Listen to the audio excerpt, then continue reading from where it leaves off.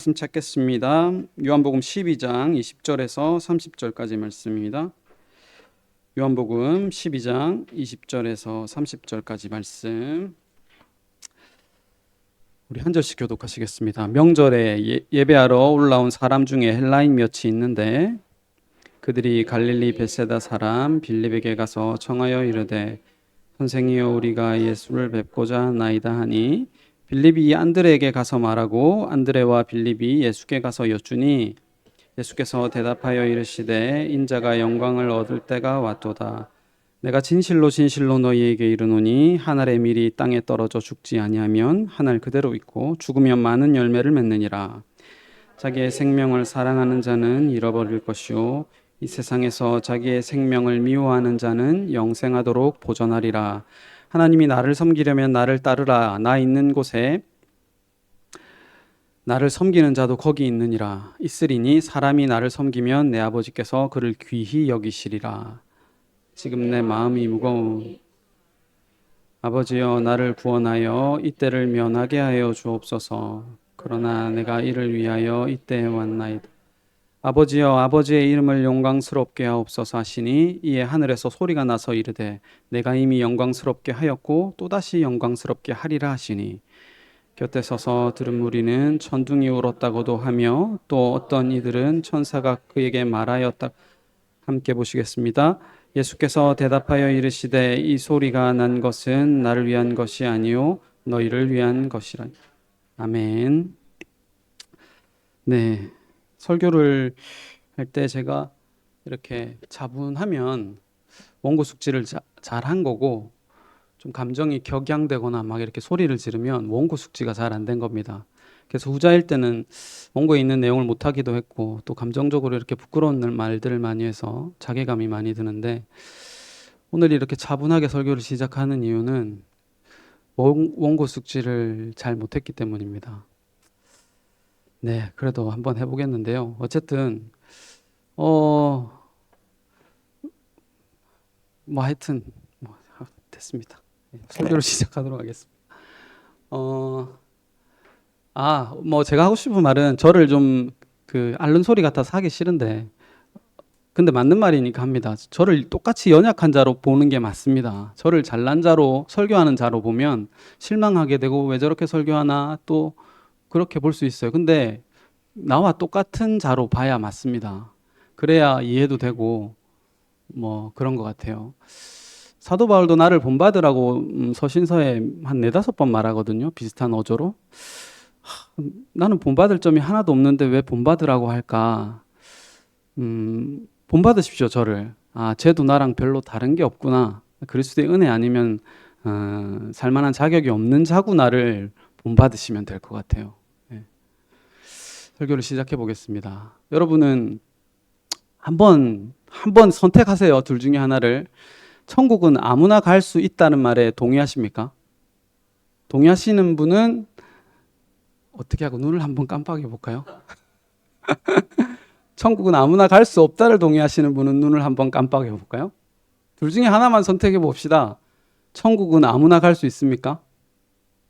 어떻게 생각합니까? 이렇게 쉬운 질문을 하는데 아무도 대답을 못 합니까?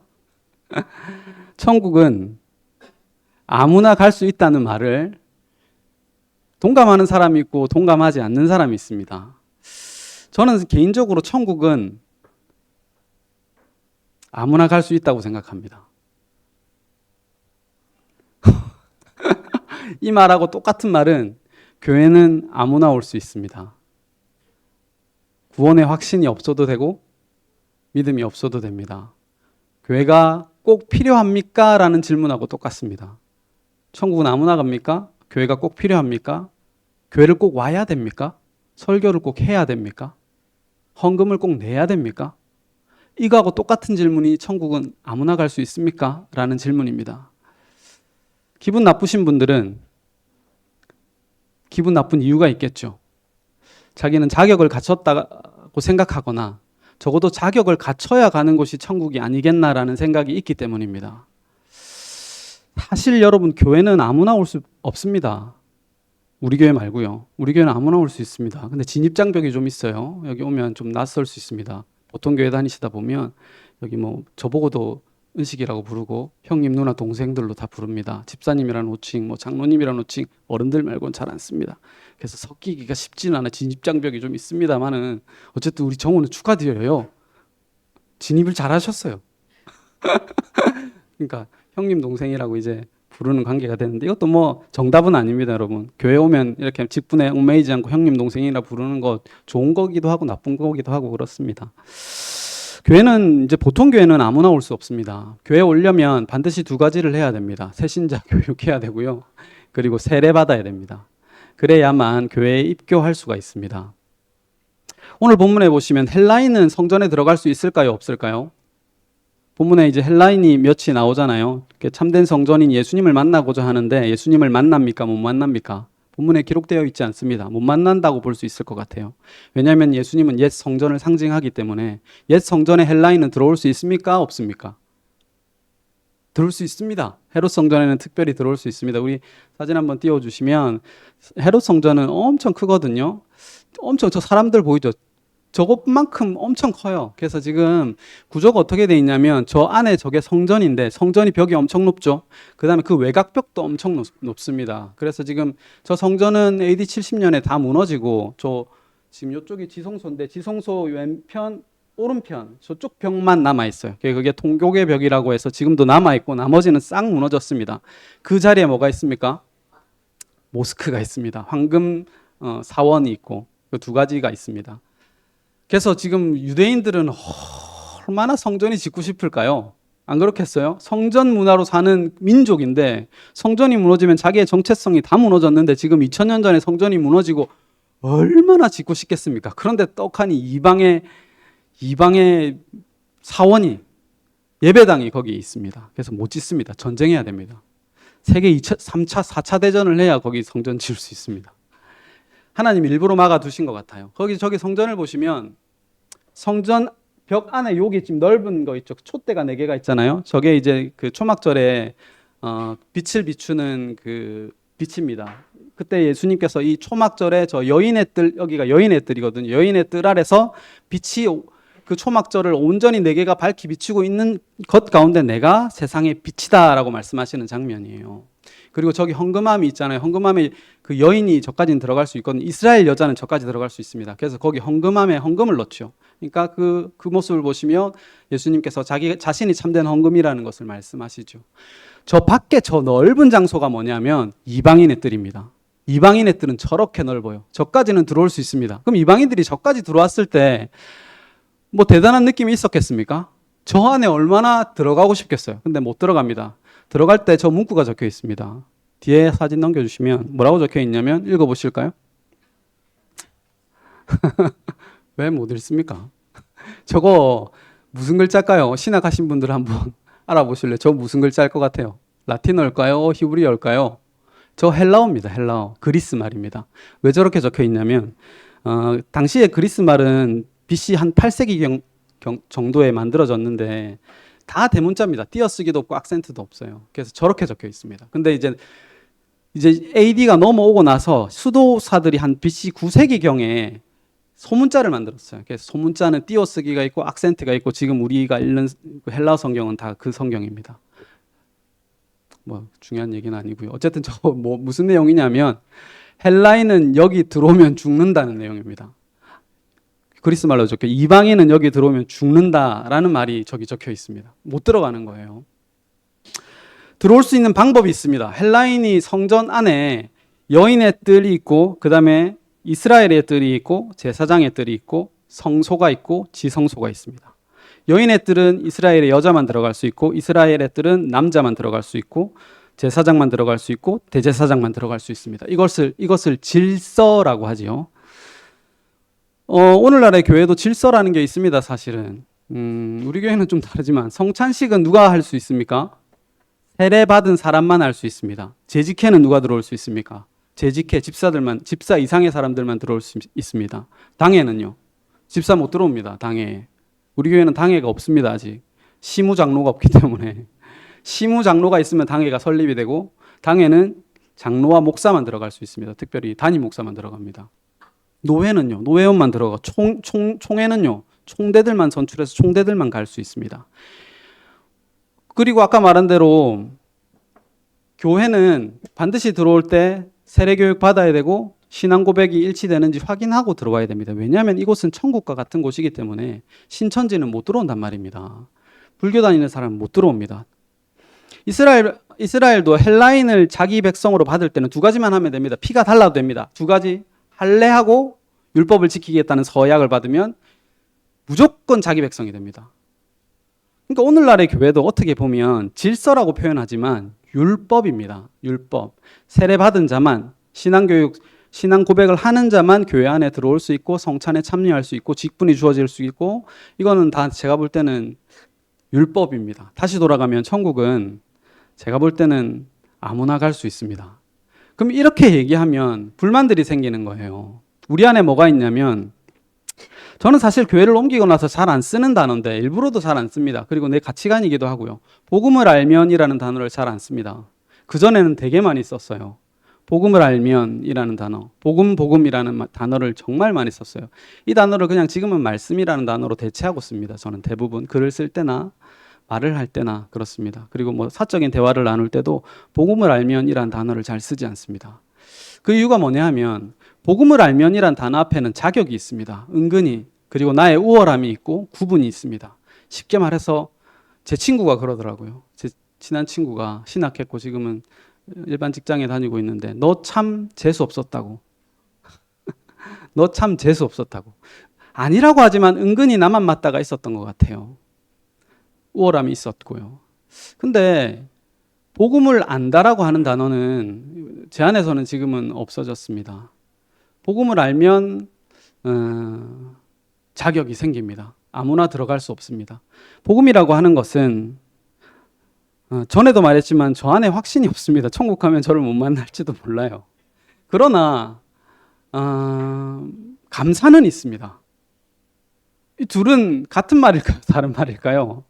내 안에 구원의 확신은 없는데 감사함은 있어요. 왜 그럴까요? 나도 이해가 안 됩니다. 이걸 논리적으로 설명하라면 왜 감사합니까? 라고 물어보면 모르겠어요. 감사가 있으려면 내가 천국 들어갔다는 전제가 있어야 감사가 되잖아요. 예수님께서 나를 위하여 피를 흘려주셨다는 전제가 있어야 감사가 됩니다. 기쁨이 있고요. 근데 저는 확신이 없어요. 근데 감사는 있어요. 그 말을 다른 말로 하면 확신이 있습니까? 라고 물으면 확신이 있습니다. 라고 대답할 수 있습니다. 내 행위를 보는 것이 아니라 십자가를 보니까 확신이 있는 것 같아요. 교회를 아무나 올 수 없습니다라는 말이 너무 이거는 교회를 무너뜨리는 말이잖아요. 체계를 무너뜨리는 말이고 도대체 네 설교는 적용이 없다. 적용이 없으면 뭐하러 설교하냐.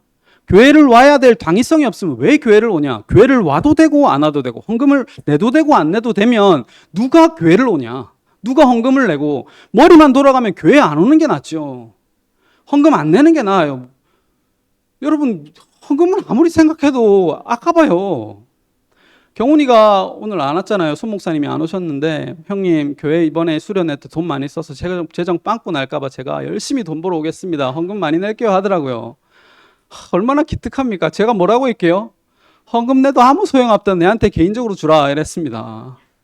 이게 목사입니까? 제 마음입니다.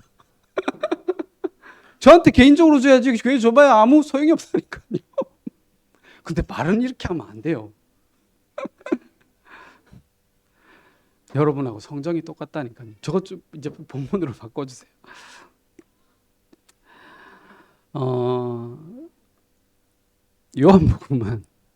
요한복음은 6월절이라는 절기로 되어 있습니다. 3번이나 등장해요. 6월절이라는 게. 그리고 6월절을 기간을 중심으로 반이나 할애하고 있습니다. 다른 공간복음 마태, 마가, 누가복음은 예수님의 마지막 6월절을 뭐 3분의 1 내지는 5분의 1 정도로만 할애하고 있는데 요한복음은 특별히 반 이상을 예수님의 죽으심에 대해서 언급하고 있습니다. 6월절이라고 하는 건 요한복음에서 있어서 그래서 대단히 중요합니다. 오늘 명절이라고 하는 것도 6월절이죠. 6월절의 주인공은 뭐냐면 6월절의 주인공이 뭡니까? 어린 양입니다.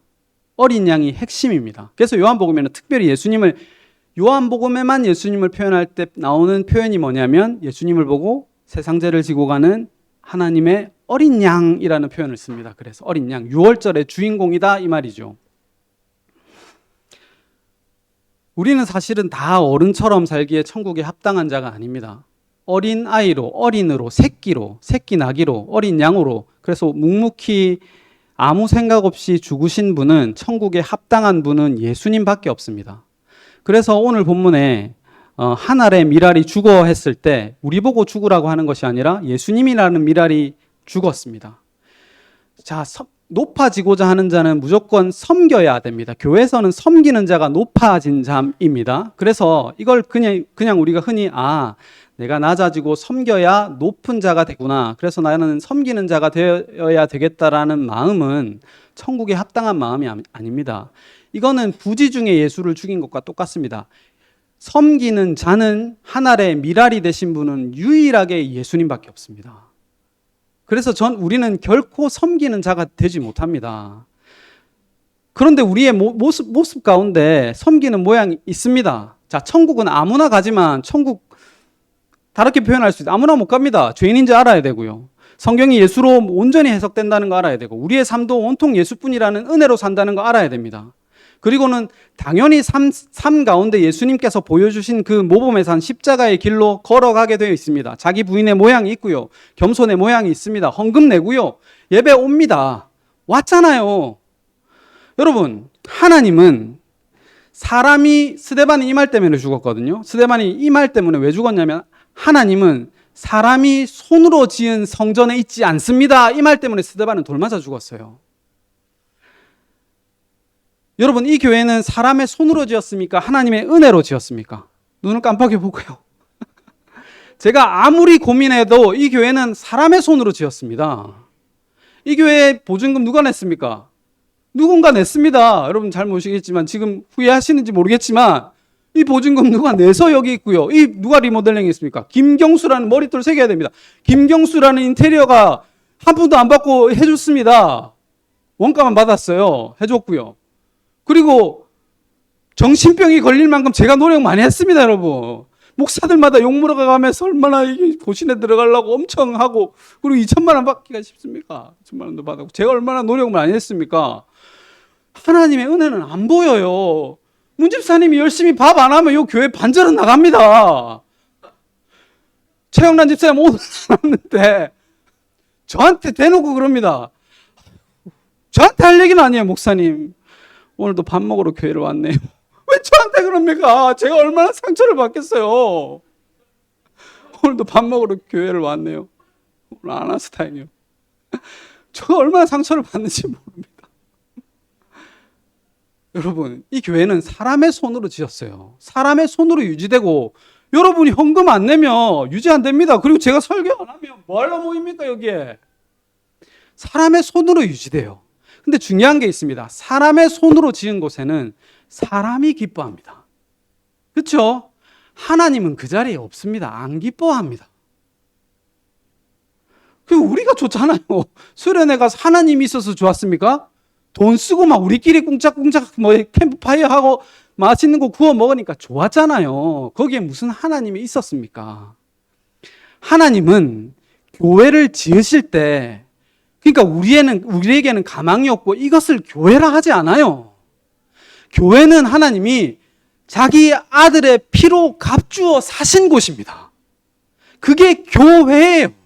그게 교회라고요. 그래서 저는 도무지 여기 앞에서 설교라고 하면은, 여러분, 그러니까 은혜를 알았으니까 그래도 헌금 냅시다. 은혜를 알았으니까. 참고로 얘기하는데, 저는 여러분들이 헌금 이거 얘기하면 사실 분문 말하면 영업 비밀인데, 여러분이 누가 헌금 내는지 아무도 모릅니다. 저는 모르죠. 누나밖에. 저 은희 누나밖에 몰라요. 저는 누가 헌금을 내는지, 얼만큼 내는지 모릅니다. 알고 싶지 않아요. 알고 싶어요. 여러분, 그러니까 해방하세요. 저는 몰라요. 제 눈치 보지 마라. 제가 분명히 내가 헌금 많이 냈는데 은식이가 왜 아는 척을 안 하는지 모릅니다. 내가 헌금을 한 달 동안, 2달 동안 안 냈는데 제가 왜 나보고 뭐라 안 하지 모릅니다. 그러니까 헌금 내지 말아요. 저 눈치도 보지 말고 은희 누나 눈치만 보면 돼요. 이거 은희 누나 불쌍해요. 그러니까 사람들 볼 때마다 X로 보인단 말입니다.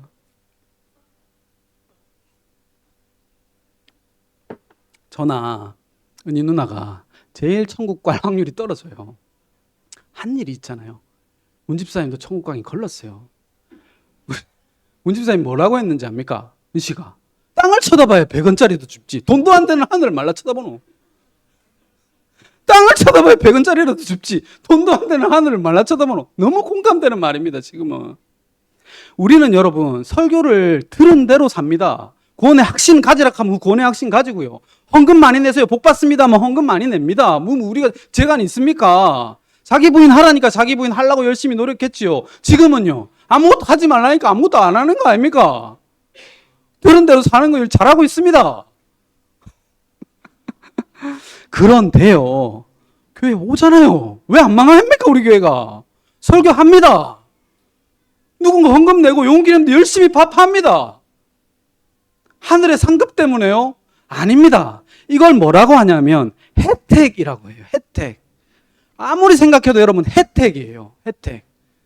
복음은 우리의 인생을 안 망쳐요. 자기 부인의 길로 안 끌고 가요.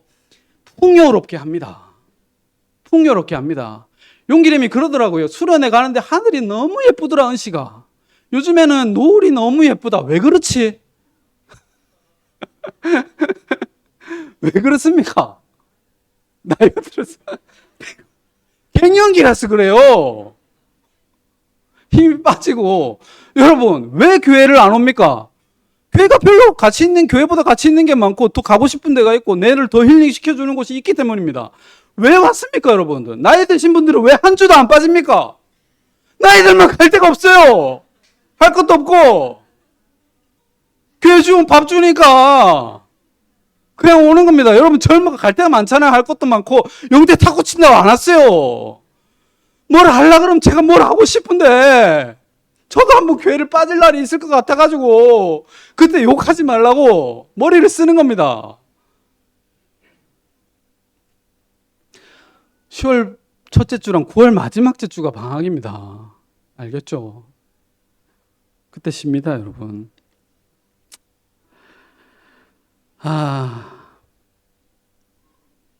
이게 원고 숙지가 안 돼서 이렇습니다. 고함을 지르는 것은. 부모가 모범을 보이면 자식은 따라갑니다. 우리가 자기 부인의 길을 예수님께서 가셨구나. 그 길을 듣잖아요. 끊임없이 평생 들었어요. 그러면 우리 모양 가운데 자연스럽게 육신을 좀 부정하는 방향으로 가게 되어 있습니다. 조금 내가 낮아지려고 하는 마음으로 가게 되어 있어요. 부부 싸움을 하다가도 아이고 예수님이 십자가 지셨는데 내가 뭐라고 이렇게 자존심 세우고 있나 하고 부인하는 모양으로 가게 돼 있어요. 그러나 또 한때는 불쑥불쑥 내 자존심이 나오고 네가 한 게 뭐 있는데 화를 내기도 하고 자존심을 부리기도 합니다.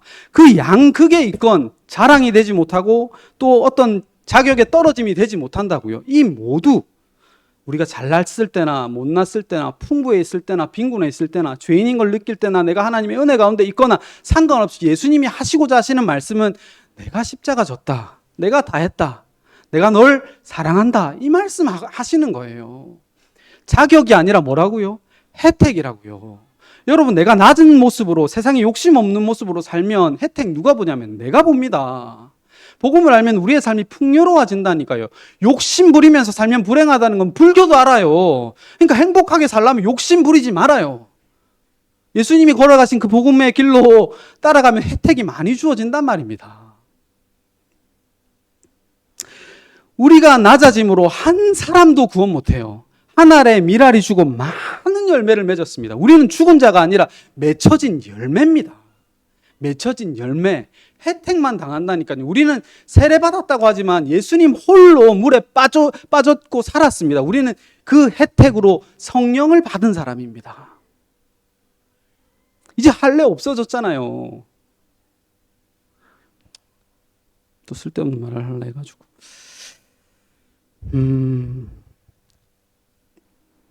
구원의 확신은 필요합니다. 우리 가운데. 인간은 필요하면 뭐든지 발명해내는 존재들입니다.